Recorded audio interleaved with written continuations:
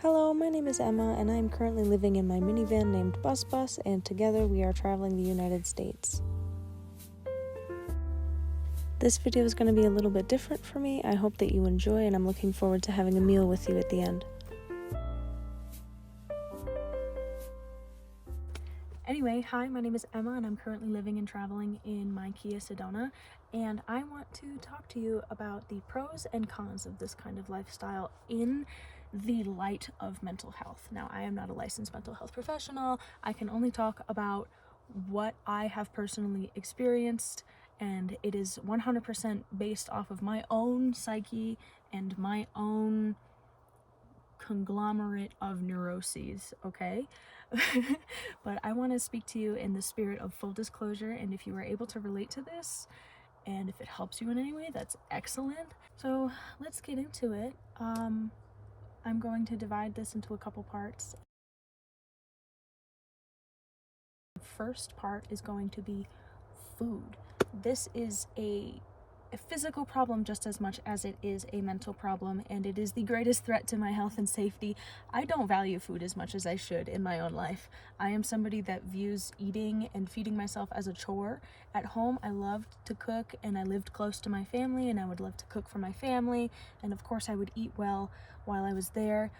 But out on the road, I'm struggling to see food as a necessary expense, and it kind of ties into financial anxiety in a way too, because I will often justify not feeding myself because it's too expensive to eat out and I'm in a parking lot and I can't cook, so I'm not going to do it. In the spirit of self-betterment, because that's something I really want to work on, I want to make a delicious meal tonight that we will both enjoy, and I want to make something that's tasty and filling, so let's make a carbonara together.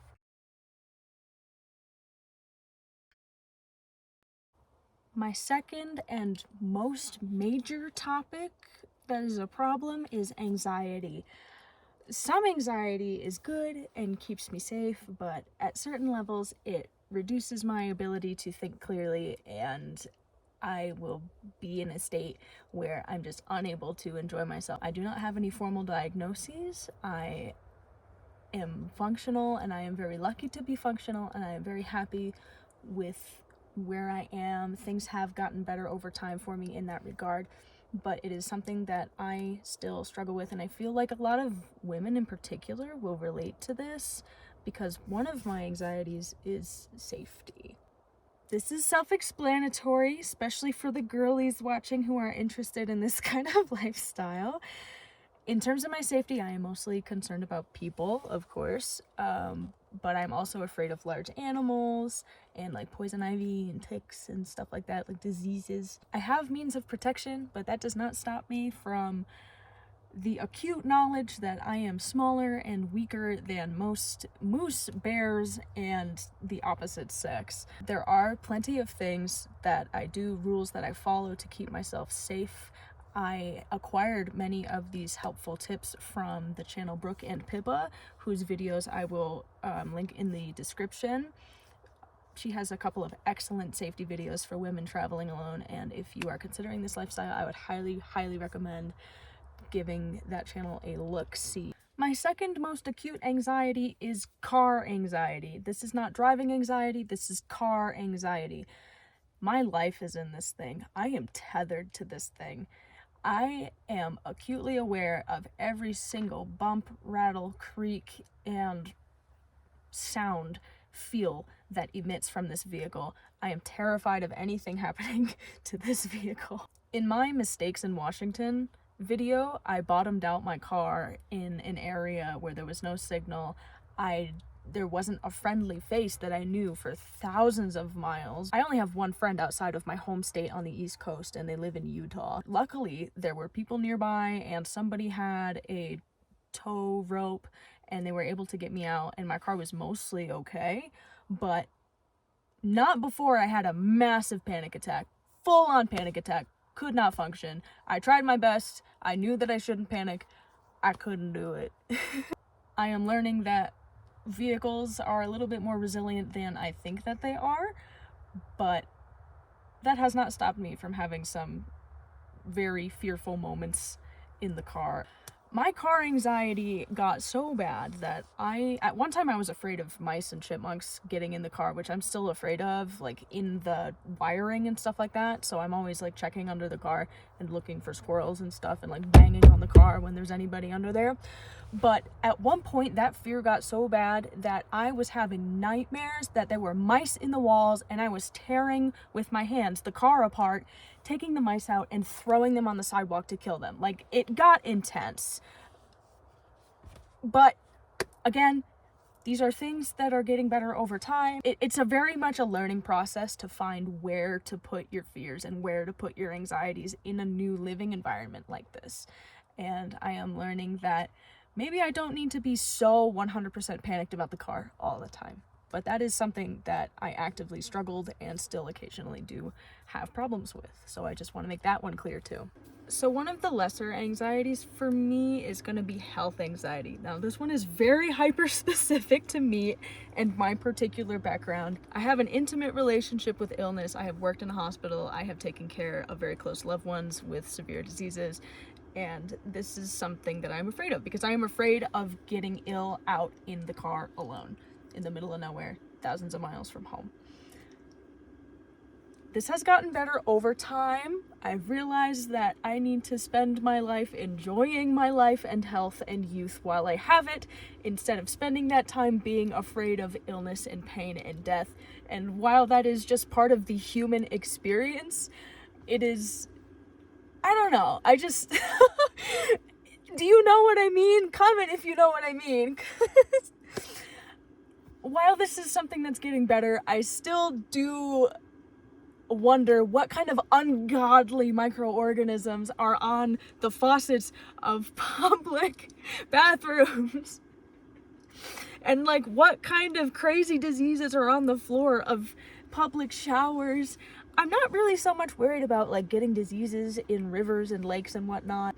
I grew up swimming in lakes and in streams and in rivers, and I'm okay with that. It's more the incubated in a sink for 17 years kind of diseases that I'm concerned about. So anyway, let me know. That's not really relatable. Again, super hyper specific to me, but it's just something that I had to throw in here because it's real for me. So that's that.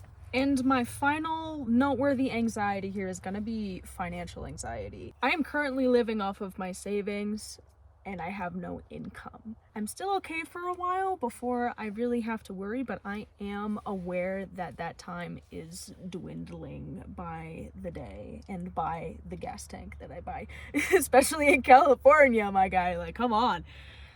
But I wouldn't say that this is necessarily a major anxiety for me. I am exceptionally blessed to have a license to fall back upon. There is always work to be done in a hospital, and if I need to, I can always go back and make what I need to stay alive. So I have a backup plan, but even so, I would still like to stay out here. So the thought of all my money running out and me never getting the opportunity to come back out here again does worry me, and it does make me anxious because I really do love being out here. So we've gotten past food, we've gotten past anxiety and all of its subcategories. Now I want to talk about overstimulation. I'm gonna keep this separate from anxiety. For my people who tend to get overstimulated, you kind of know why. It doesn't feel quite the same. It's more of like an external force is just battering you from the inside out. So I'm going to talk about how that relates specifically to me. I get overstimulated in tourist situations. I always try to arrive in places that I know are touristy on off hours and off days, and now that it is fall time, that is much less of a problem for me right now.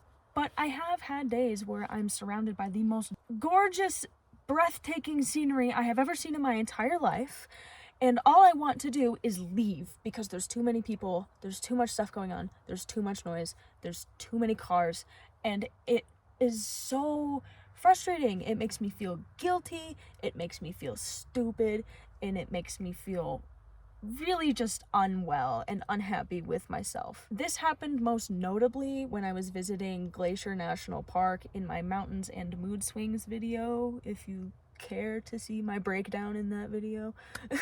I've learned several tricks on navigating public places so that I can be where I need to and enjoy myself, but it is something that at times will actively hinder my enjoyment of a specific place.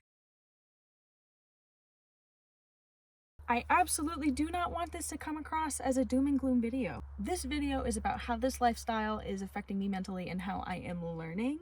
The benefits for this lifestyle have been 100% worth the complications for me, and I want to talk about that. So here's some benefits. 1, self-acquaintance.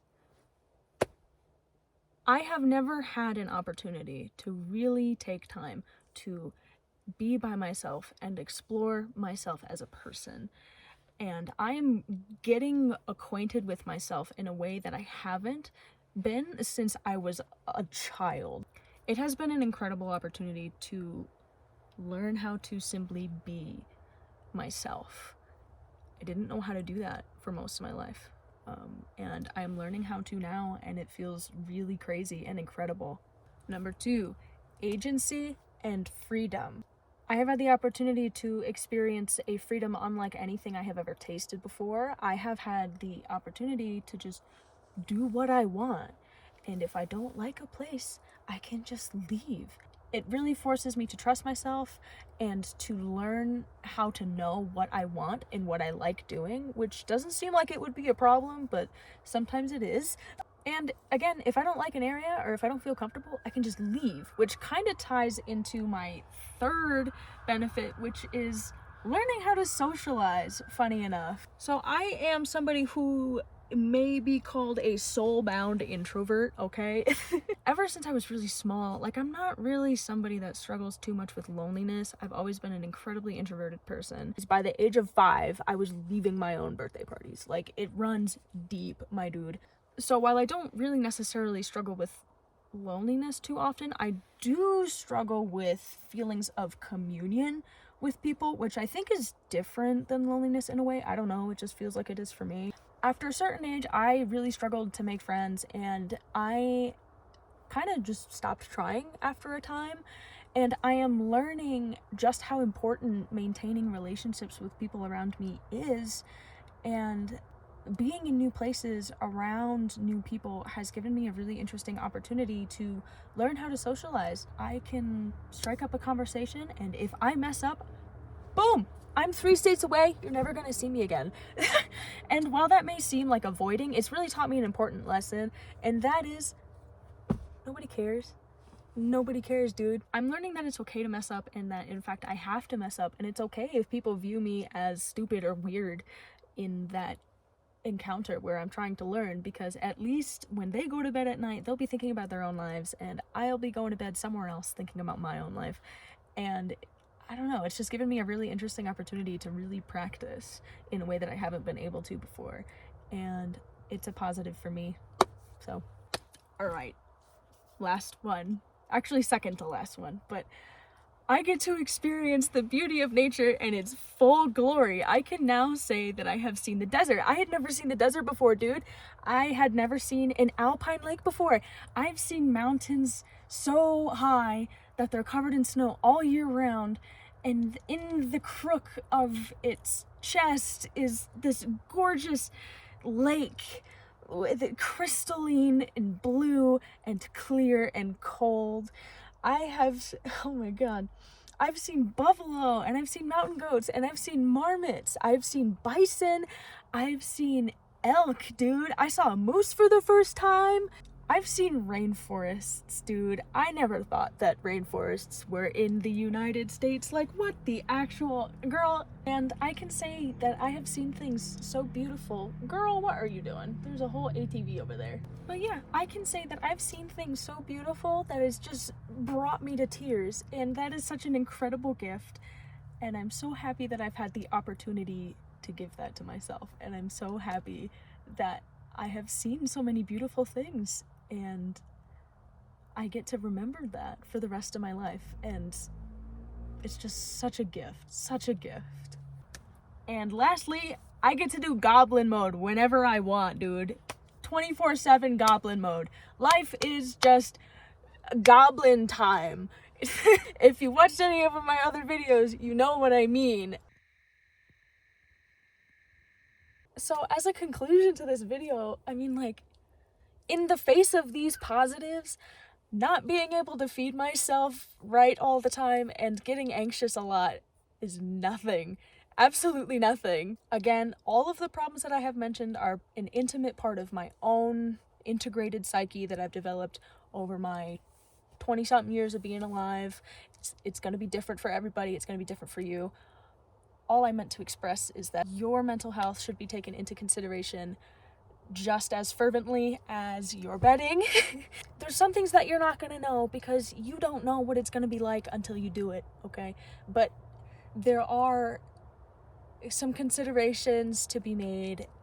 Expect to have a couple of scenarios where you really don't know what to do and you're finding yourself in a place where you haven't been before, and your brain may not be as good at handling that as you might think it was, because that's just some things that have happened to me.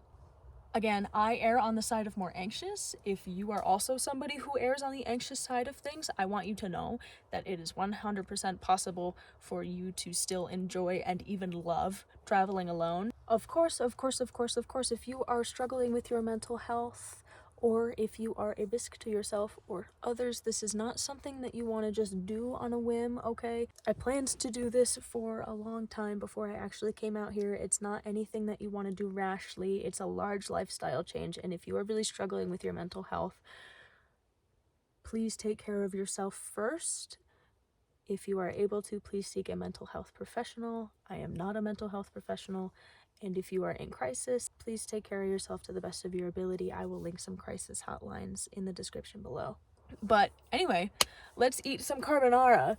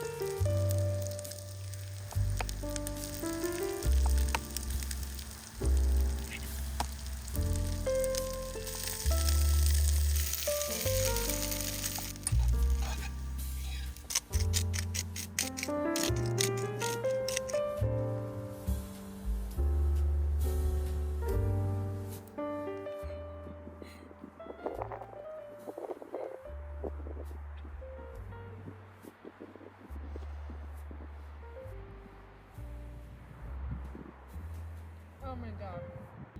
This is the first time I've ever made it myself. I watched my friend make it one time, and this is from memory. I mean, obviously, like, block Parmesan is gonna be much better, and I did make it a little bit eggy. Like, the yolk didn't incorporate into the pasta as a sauce as much as I wanted it to, but she's still blessing, girl. She's still throwing it back for a real one right now. Sorry, I'm talking with my mouth full. Oh my god. Well, I'm gonna stuff my face, but thank you so much for watching. Please take care. Take care of yourself. Take care of your mental health.